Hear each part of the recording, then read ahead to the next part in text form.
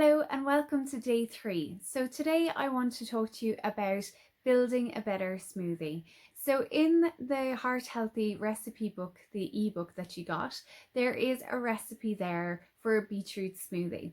And I know that it slightly controversially, I've also put some sauerkraut in there as well. I just wanted to give you a little bit of flexibility in that smoothie recipe and give you some ideas of what else you can put in there. So when I made the little video of making the beetroot smoothie, I put in the base. So the base is a vegetable base. So in every smoothie that we want to do, we want to make sure that we have a vegetable base because we don't want our blood sugars getting too high, and we want to keep it nice and slow and steady. We also included a carbohydrate and a protein in there as well to help slow the release of sugars into our bloodstream, which is really important for anybody who's following the program who is diabetic, but also really important in general for our heart health that we have that slow release of sugars in every meal that we have.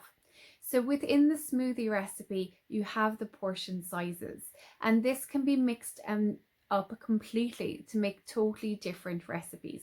So what we want to do is have a base portion of vegetables, then we want to add in a base portion of fruit. So we have our vegetables slightly higher in content to our fruit.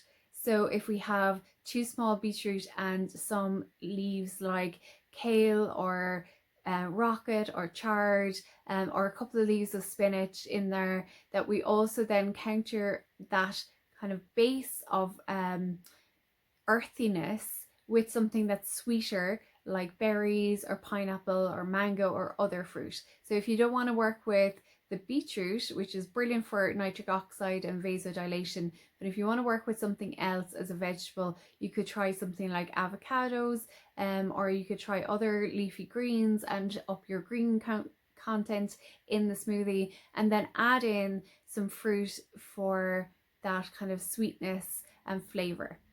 And then we want at least 200 milliliters of water type content. So when I say water type content, that sounds really, really strange, but it doesn't have to be just filtered water or cold water. It could be something like a herbal tea that you've left go cold, something that's really tasty that you enjoy, like a ginger tea, or a peppermint tea, or a fruit kind of base tea, a lemon tea, whichever is the tea that you really, really like in the morning. So you can make a nice 200 milliliters of the herbal tea and let it cool and add that to your smoothie. Then on top of that, we definitely want to keep our teaspoon of flaxseed, and that's really important that we keep that in there. I had put in some porridge, both as something that's a slow release carb that will keep me full, but also a bit of protein. You can add in 100 milliliters of yogurt in there, or you could add in something like a coconut-based yogurt as your protein source. Instead of the oats, you might want to use a protein powder. So whether that's a vegan powder or a whey-based powder, whey can actually be really good for somebody with heart health issues.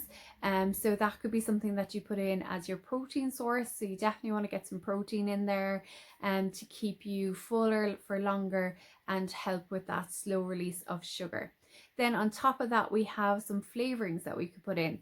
So we could put in, as I said, lemon or mint leaves, or we could put in some ginger or turmeric. We could try some powdered cinnamon.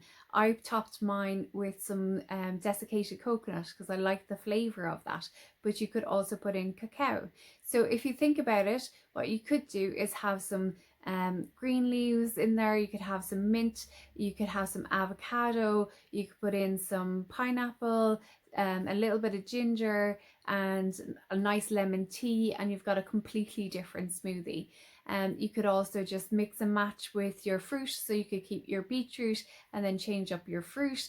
And you could also, one day put in 300 mils of water and some whey protein or vegan protein, or you might decide that you want to up the amount of yogurt in there and bring the water content down. So it's all about mixing and matching.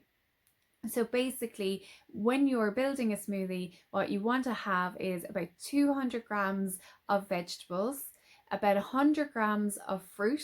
You want at least a tablespoon of flax seeds in there, maybe two. And then you add in your protein, so that that's 100 mils of yogurt or some whey protein or some vegan protein, like something like a Sun Warrior that's berry flavored, that has a mix of all the different types of vegan proteins together. It's a blend, it's beautiful in a smoothie as well. Or you could do something, like a peanut butter or cashew butter. So play around with the nut butters. So smoothies are great. They will keep you full all morning. They'll stop your cravings for any kind of treats at 11 o'clock. You will feel really full right the way through to lunchtime if you follow those simple rules. So if you have any questions or you're looking for some ideas about mixing and matching flavors, just put comments underneath the video and I'll reply to them today. Have a brilliant day 3. I can't believe we're halfway through already, and I can't wait to see you tomorrow. Don't forget, actually, before I go, to use the hashtag HHCmembers so that I can share your content and we can follow you and support you through the challenge.